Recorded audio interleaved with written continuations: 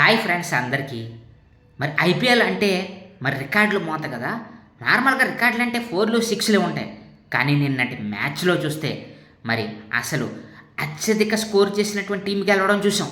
కానీ అతి తక్కువ స్కోర్తో గెలిచే టీంని చూసారా? నిన్న చూస్తే పంజాబ్ టీం అదే జరిగింది. 111 పరుగులకి ఆల్అవుట్ అయినటువంటి టీము.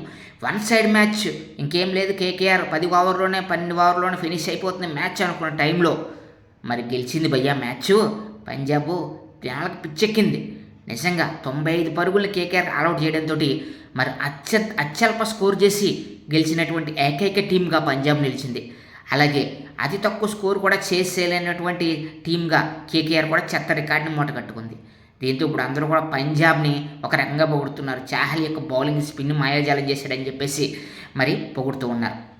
ఈ విజయంతో పంజాబ్ కింగ్స్ 4th ప్లేస్లోకి అయితే వెళ్ళిపోయింది. మరి మీకు మరిన్ని ఇలాంటి ఇంట్రెస్టింగ్ అప్డేట్స్ కోసం మా ఛానల్ని సబ్స్క్రైబ్ చేసుకోండి.